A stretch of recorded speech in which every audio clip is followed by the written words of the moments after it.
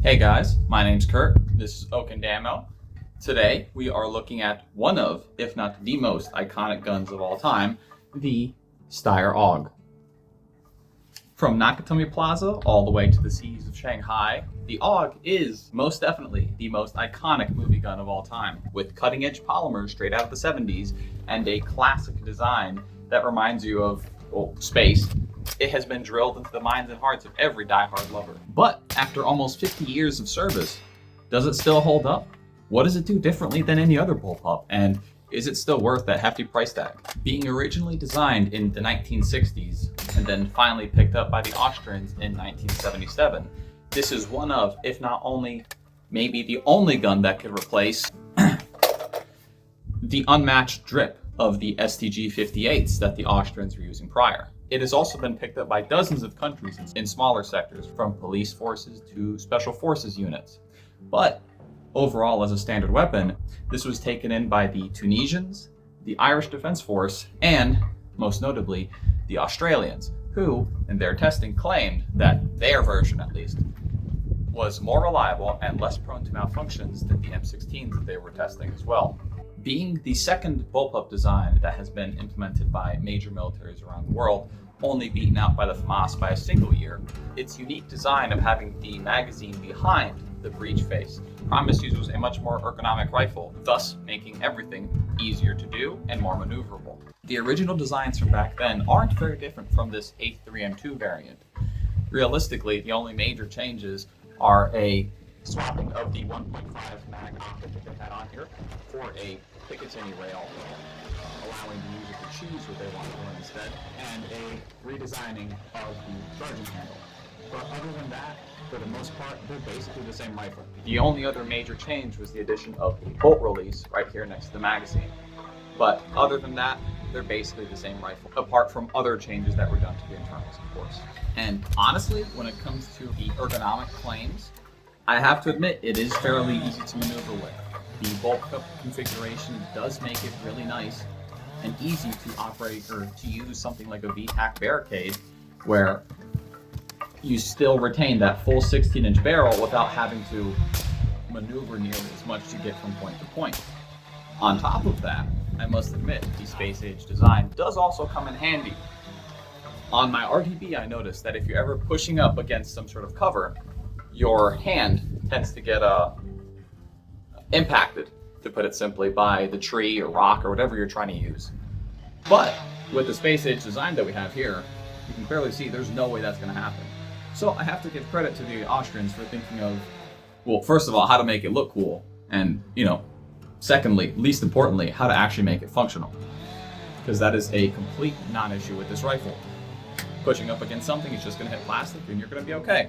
And while it might seem like a trivial thing, if you're moving with any sort of expediency, it does make a difference, because there have been times where I've just crushed my hand on a rock and it's like, got to give them a few minutes to get back to normal. The quick swap barrel feature on these rifles, I must admit, is honestly also a fantastic system.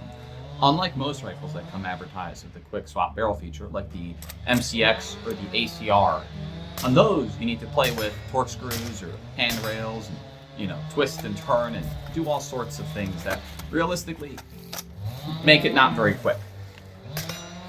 I know personally I would lose those torque screws on the MCX in 5 minutes, and then range day's done, and you're sad at that point because you look forward to it the entire week. And while technically they are quick change, it's not like an AR that you need to actually break things down, or an AK where you need a 6-ton press to pop that barrel in and out.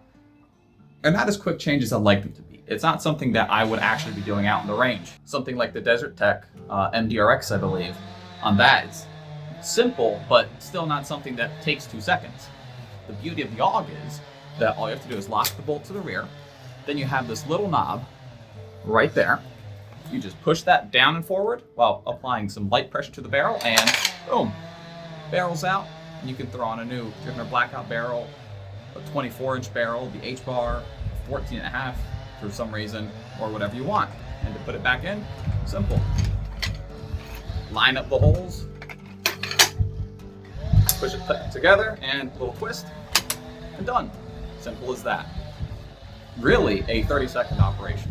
In fact, the owner of this rifle, this is not mine, loves to shoot 300 blackout and bought specifically the 300 blackout barrel for this gun because it's just so easy to swap. So half the time when we go out, he'll be shooting 5.56 and then randomly to swap out the barrel. Obviously let me know because you don't want to have that fun experience. And you know, go back to 5.56 to shoot on the cheap. Steyr does also make 22 LR and 9mm kits for these that take the same waffle pattern magazine design. I'm not certain on the 9mm if it can use the same receiver, since obviously the bore is, or since the diameter is quite a bit larger for that. But obviously on the 22 it can, which is really convenient. So you do get quite a few options, not just 300 and 5.56. And I just know that the Steyr bullpup haters, or whatever you want to be called, are out there waiting for me to complain about the trigger. And honestly, it's not that bad, but it's not great. Even with the Steyr Red Spring kit installed, it's less than optimal. I mean, it's not terrible, but I'm also not very much of a trigger snob, but I will admit that this probably is the worst trigger that I've actually ever used. I think the only things that might beat it out from what I've heard is something like the T90. And, well, we're not shooting for gold, but it's manageable. The reset specifically is a little bit long and just mushy, creepy sort of feeling. It's not ideal. While the trigger itself being doable. Not my favorite, but it works fine for what you need it to do. And more importantly, there are super safeties available for this. I personally haven't tried it. I've seen one guy online that sells them, and you can't tell me that shooting this with a super safety and one of those 24.4-inch H-bar barrels wouldn't be the coolest thing ever.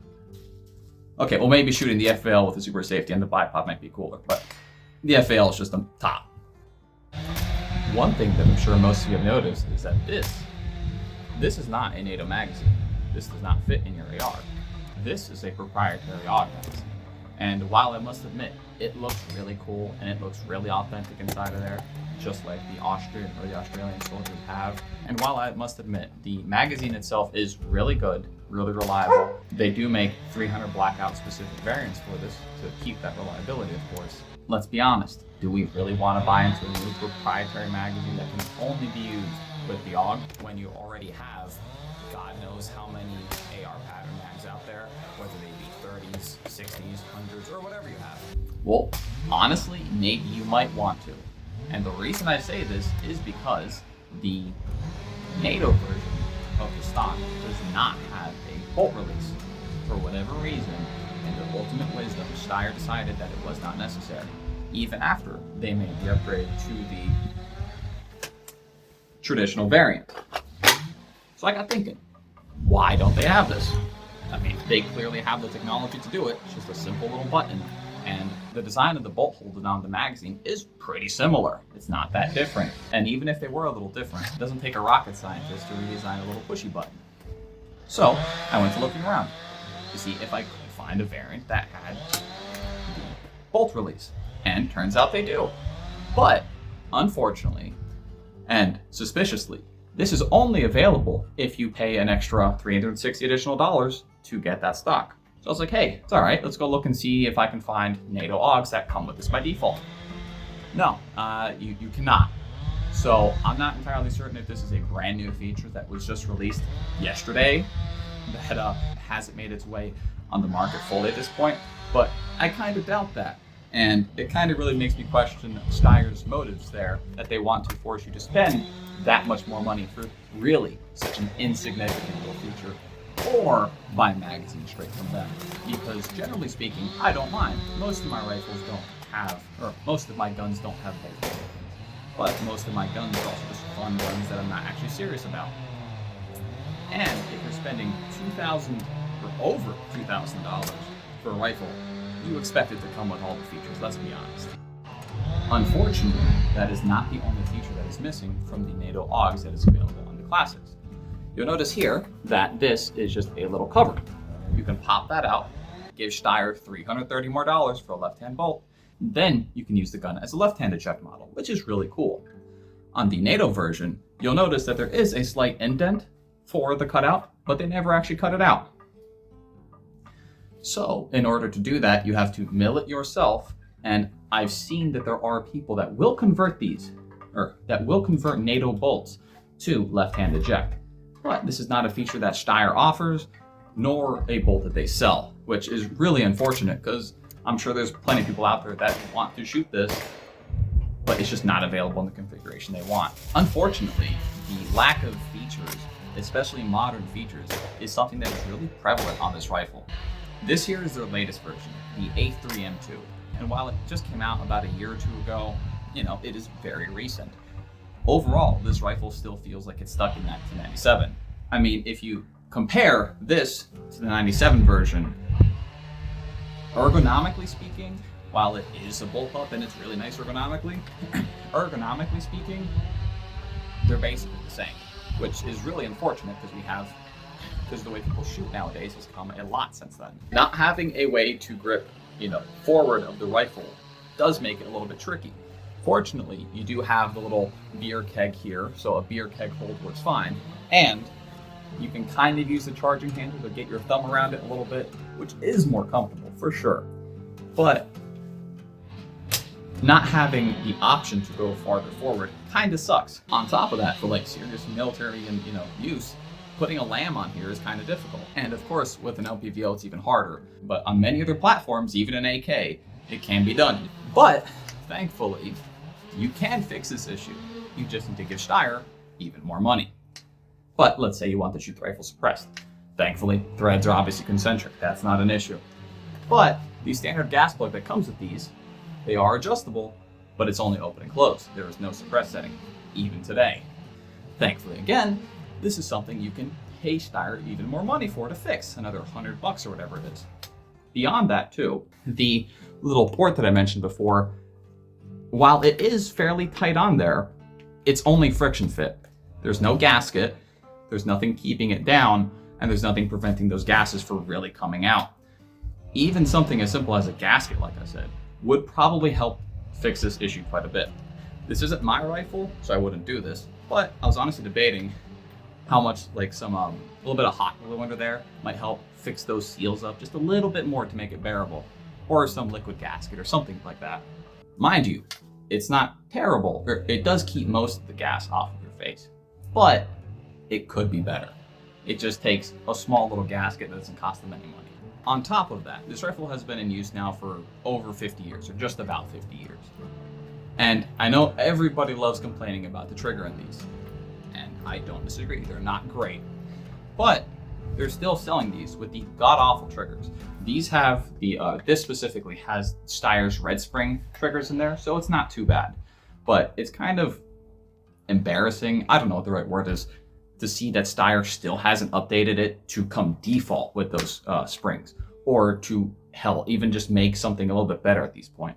A lot of the upgrades on this gun aren't backwards compatible anyways, so would it really kill you just to make it a little bit better? Speaking of backwards, or another thing that's lacking on this is the lack of a brass deflector. And while you might think, oh, but in all the footage you show, all the rounds are going forward, so who cares?